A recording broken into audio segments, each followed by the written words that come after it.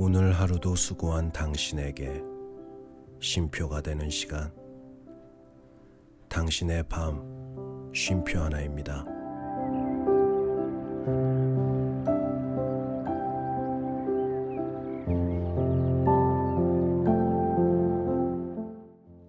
안녕하세요. 남자 사람입니다.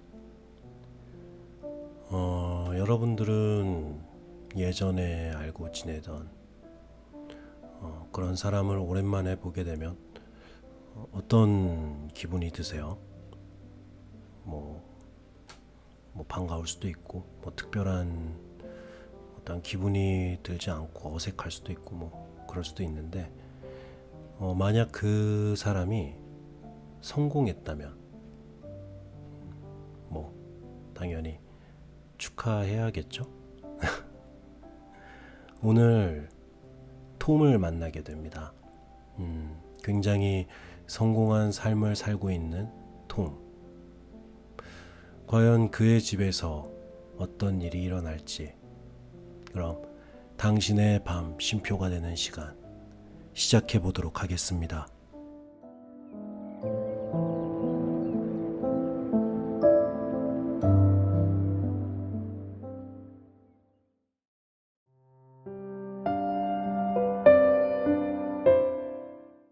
위대한 개츠비 두 번째 이야기.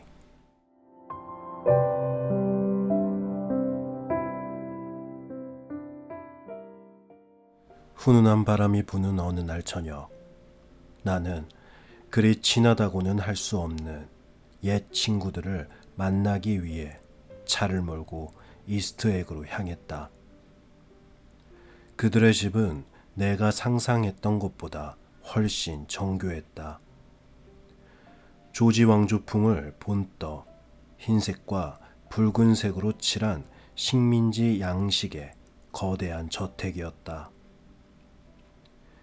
해안에서부터 시작된 잔디밭은 해시계와 벽돌이 깔린 길, 그리고 불타는 듯한 화원을 지나서 정면에 나 있는 현관 쪽으로 4분의 1 마일이나 계속되었다.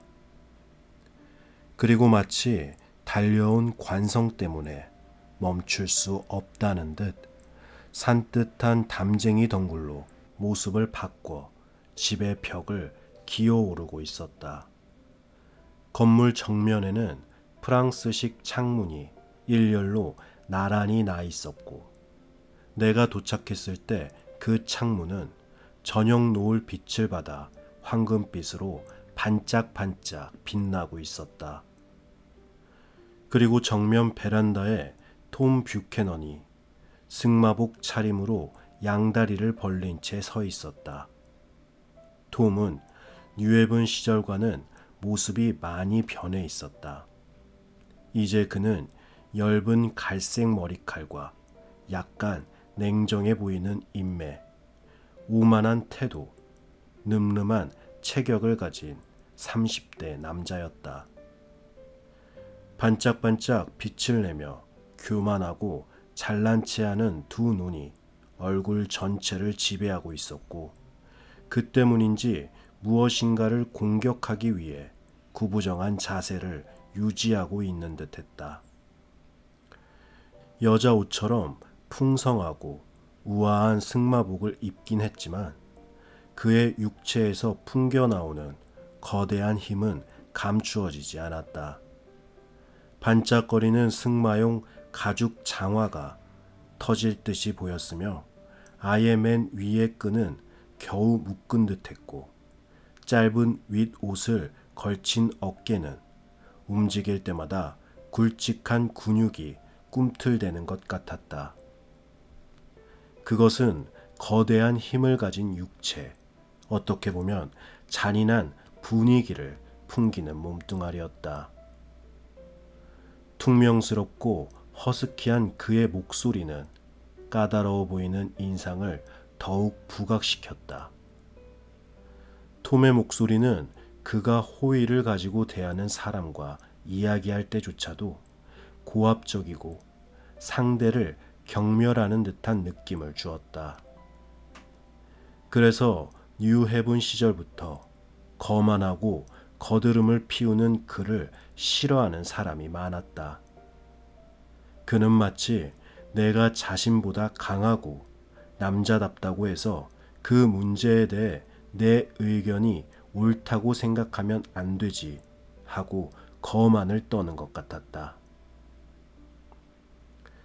그와 나는 대학 4학년 때 같은 서클에 가입했다.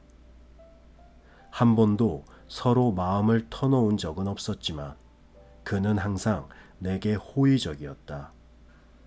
그렇다고 그 특유의 거칠고 오만한 태도를 버린 것은 아니었지만 친하게 지내고 싶어 한다는 생각이 들도록 행동했다. 우리는 화사한 베란다에서 잠시 이야기를 나누었다. 어때? 그럭저럭 괜찮은 집이지? 그는 사방을 쉴 새 없이 두리번거리면서 말했다. 그리고 내 한쪽 팔을 잡고 넓적하고 평평한 손을 경치를 따라 움직여가면서 이탈리아식 정원과 향기가 코를 찌르는 반 에어컨 규모의 진홍색 장미화원, 그리고 파도를 가르면서 달려가는 모터보트를 가리켰다. 석유상을 하는 드메인의 집이었지. 그는 힘있고 은근하게 내 몸을 돌리면서 말을 했다. 자, 그만 안으로 들어가지.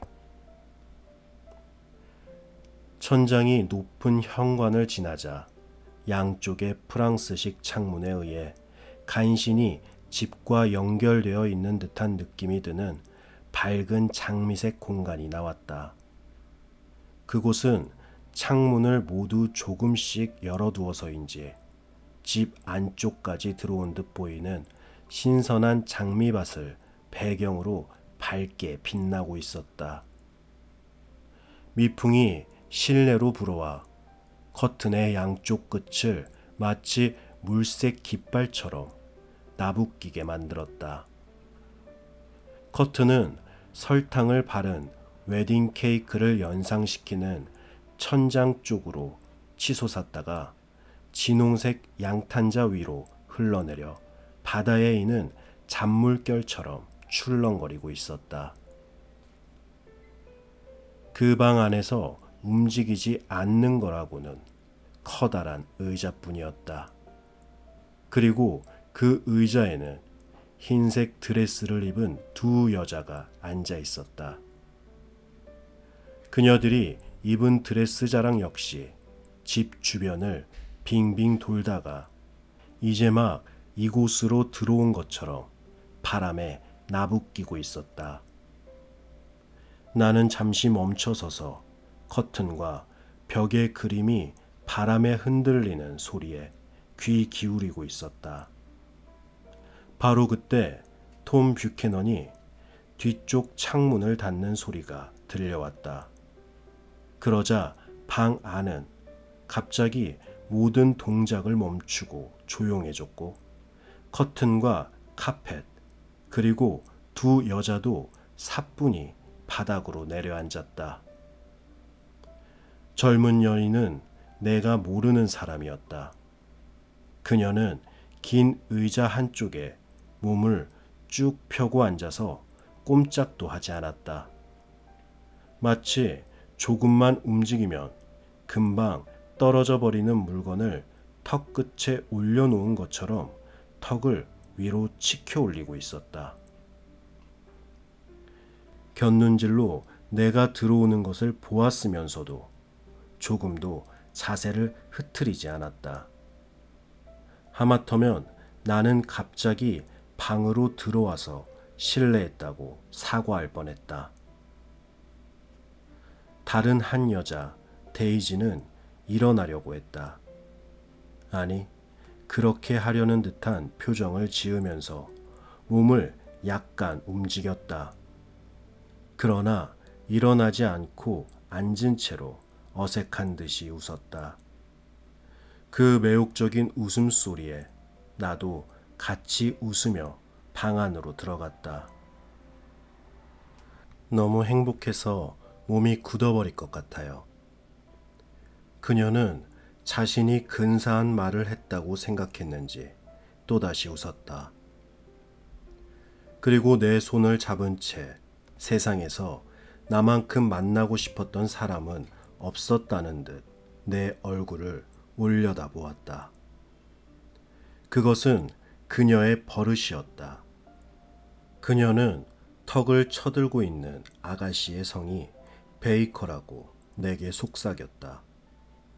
사람들은 데이지가 종종 낮은 목소리로 속삭이는 것은 상대방을 자신의 몸 쪽으로 기울게 하려는 의도라고 비난하였다. 하지만 그것은 사람들이 그녀의 매력을 질투해서 하는 말이었다. 데이지의 그런 모습이 내게는 매력적으로 보였다. 하여튼 베이커 양의 입술이 가볍게 움직였고 거의 눈에 띄지 않을 정도로 머리를 숙여 인사한 뒤 다시 재빨리 머리를 뒤로 젖혔다. 가까스로 균형을 유지하고 있던 물건이 인사를 하면서 약간 흔들려 그녀를 놀라게 한 것 같았다. 또다시 무례함을 사과하고 싶은 기분이 들었다. 나는 누군가 자기 만족에 빠진 모습을 보면 항상 찬사를 보내고 싶어진다.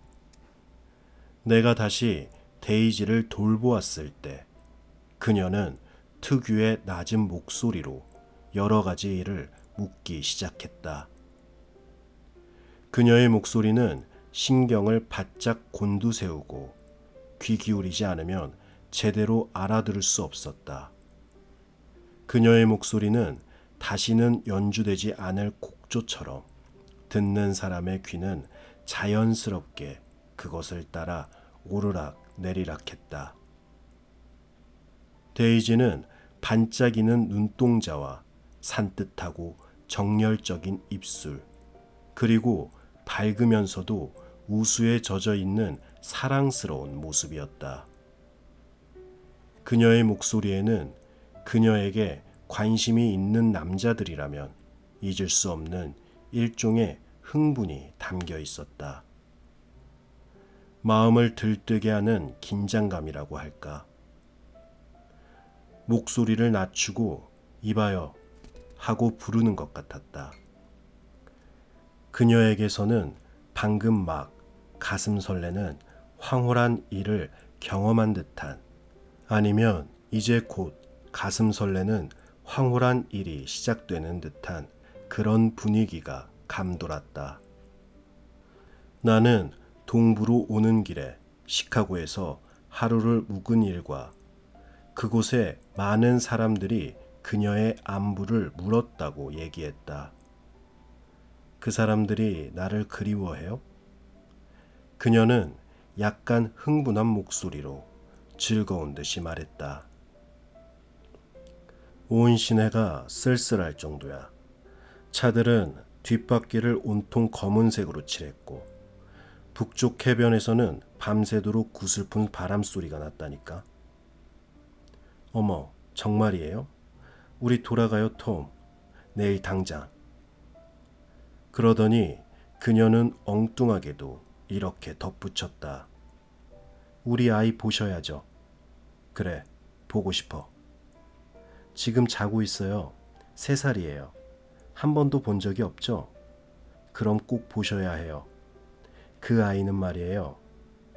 그때 불안한 듯이 방 안을 거닐고 있던 톰 뷰캐넌이 다가와 내 어깨에 손을 얹었다. 닉, 자네 요즘 무슨 일을 하고 있나? 증권회사에 다니고 있어. 어느 회사? 나는 그에게 회사 이름을 말해주었다. 처음 들어보는데? 이 말에 나는 은근히 기분이 상했다. 이제 곧 알게 되겠지. 자네가 이곳에 정착한다면 말이야. 물론 정착할 생각이야. 자네가 걱정 안 해도. 그는 어떤 걱정스러운 일에 마음을 빼앗기고 있는 듯 데이지를 한번 흘낏 쳐다보더니 나를 돌아보며 말했다. 다른 곳에서 정착한다는 건 바보 같은 생각이지. 이때 갑자기 베이컨 양이 맞는 말이에요 하고 말하는 바람에 나는 깜짝 놀랐다. 내가 그 방에 들어선 뒤 그녀가 처음으로 한 말이었다. 내가 당황한 것만큼이나 그녀도 놀란 듯했다. 그녀는 입을 크게 벌려 하품을 한 다음 능숙하게 일어났다. 몸이 찌뿌둥해요. 하루 종일 소파에서 잔 것 같네요. 그녀는 변명처럼 투덜거렸다. 나 쳐다볼 곳 없어. 널 뉴욕으로 데리고 가려고 오후 내내 애썼던 건 나잖아. 데이지가 그녀에게 말했다. 아니 괜찮아. 지금 집중 훈련 중이거든요. 톰 뷰캐넌은 믿을 수 없다는 표정으로 그녀를 바라보았다. 그렇겠지. 그는 술잔 바닥에 마지막 한 방울까지 마시려는 듯 칵테일을 단숨에 들이켰다. 어떤 목표를 달성한다는 것일까? 나는 그렇게 생각하면서 베이커 양을 바라보았다. 그녀를 바라보고 있으니 기분이 좋아졌다. 그녀는 가냘픈 몸에 작은 가슴을 가진 날씬한 아가씨였다.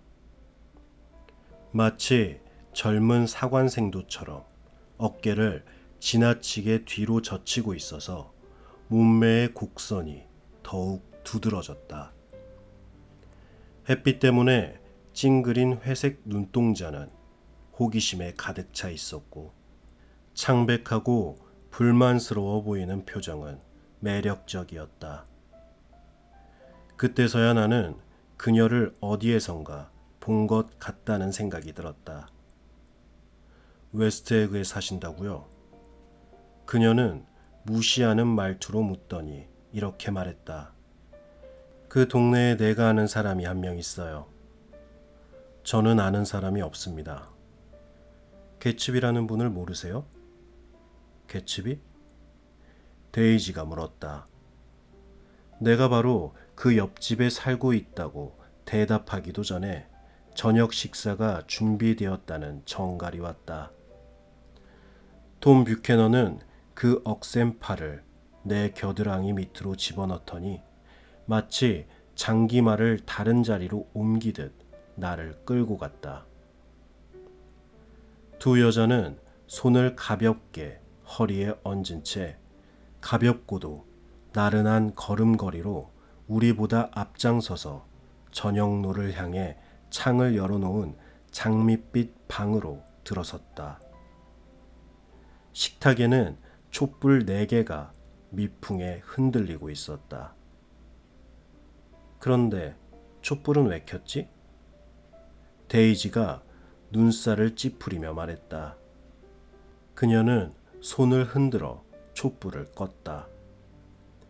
2주일만 있으면 낮이 제일 긴 날이 되어 그녀는 밝은 얼굴로 우리를 쳐다보았다. 사람들은 해가 가장 긴 날을 기다리면서도 정작 그날이 되면 깜빡 잊어버린다니까요. 저도 그렇지 뭐예요. 우리 무슨 계획을 세우는 게 어때? 베이커가 하품을 하면서 말했다. 그녀는 마치 침대 속으로 들어가듯이 식탁 의자에 걸터 앉았다. 글쎄, 뭘 하지? 데이지는 그렇게 말한 뒤 나를 돌아보며 물었다. 사람들은 이럴 때 무얼 한다? 내가 미처 대답하기도 전에 데이지는 겁먹은 표정을 지으며 자기의 손을 들여다보았다. 어머, 여길 다쳤어요. 우리는 일제히 그녀의 손을 바라보았다. 한쪽 마디가 검푸르게 멍들어 있었다. 당신 때문이에요, 톰. 그녀는 원망스런 눈길로 쏘아보며 말했다. 일부러 그런 건 아니라는 거 알지만 이건 분명 당신 때문에 다친 거예요. 곰처럼 크고 거친 남자와 결혼했기 때문이죠. 당신은 정말 괴물 같아요. 괴물 같다는 소리는 좀 듣기 거북하군. 톰은 얼굴을 찡그리며 퉁명스럽게 말했다. 아무리 농담이라고 해도 말이야. 괴물 같은 걸요 뭐. 데이지는 계속 우겨댔다.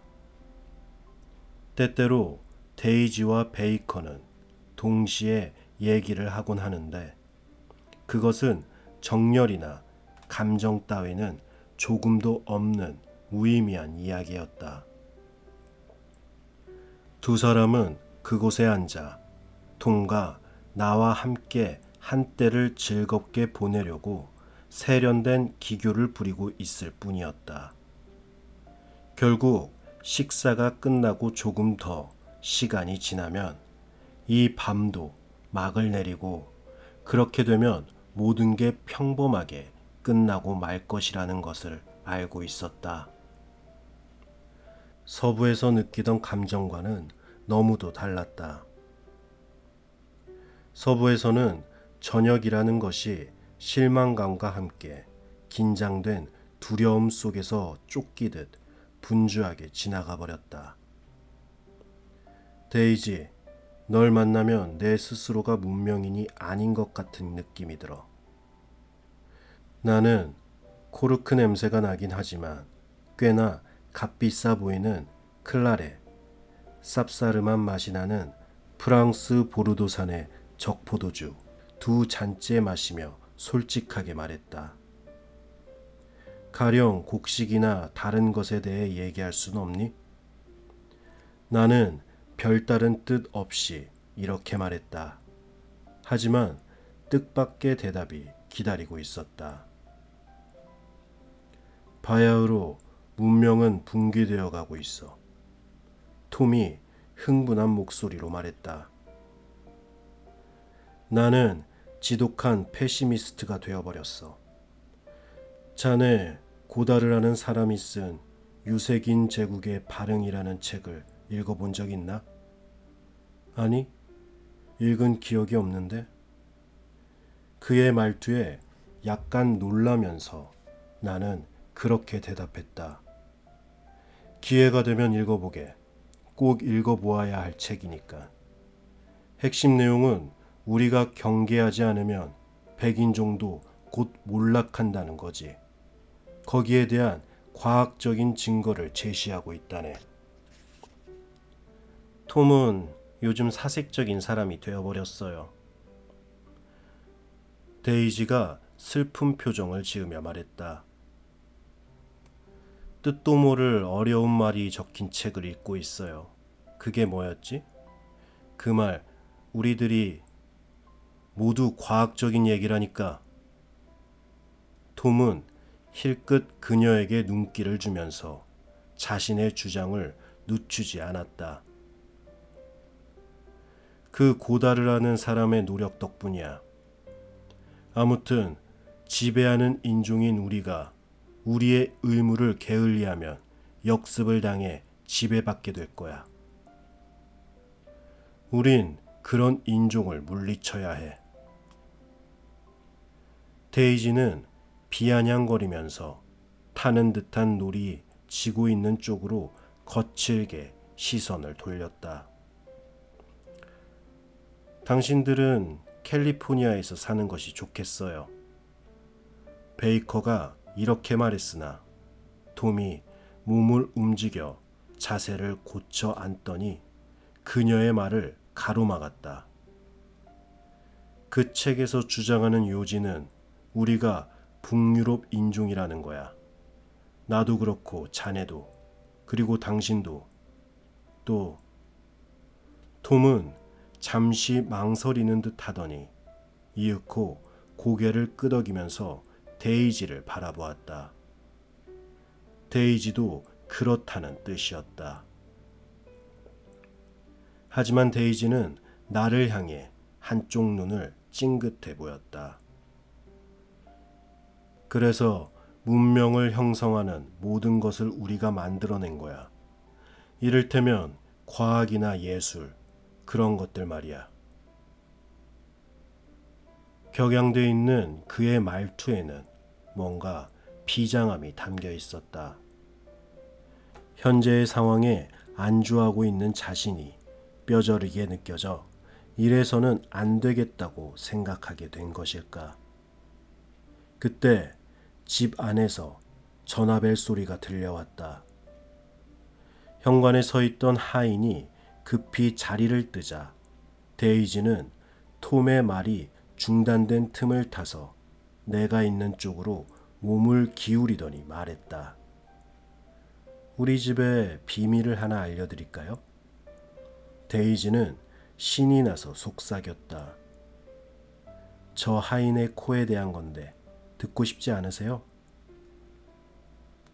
듣고 싶어. 그런 얘기 들으려고 왔는걸. 잘 됐군요. 저 사람 예전엔 하인이 아니었대요. 그런데 뉴욕의 어떤 집에서 은식기 닦는 일을 하게 됐고 그 집에는 200명 분이나 되는 식기가 있었대요. 매일 아침부터 저녁까지 은그릇을 닦느라 마침내 코에 이상이 생겼대요. 그래서 시간이 지날수록 건강이 나빠진 게로군.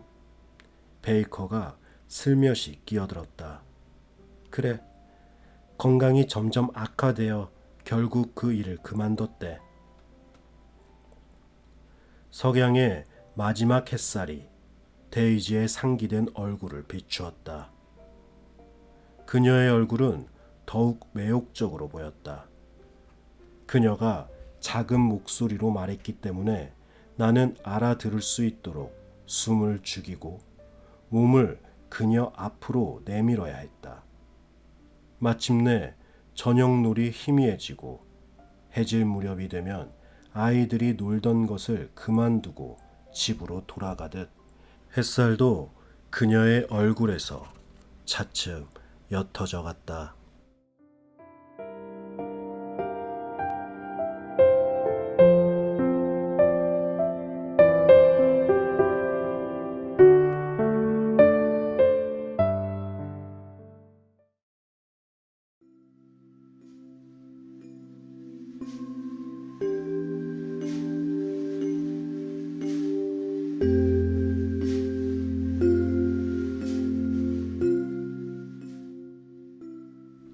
네.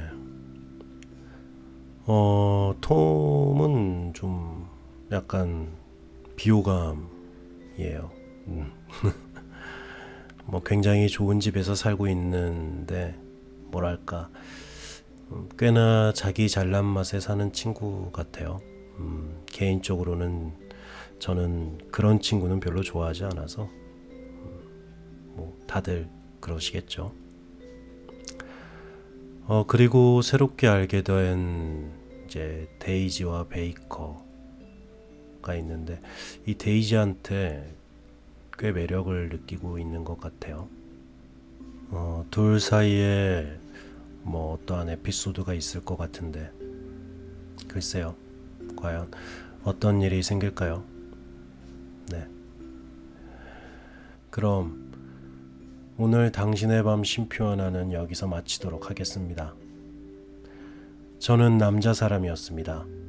편안한 밤 되세요.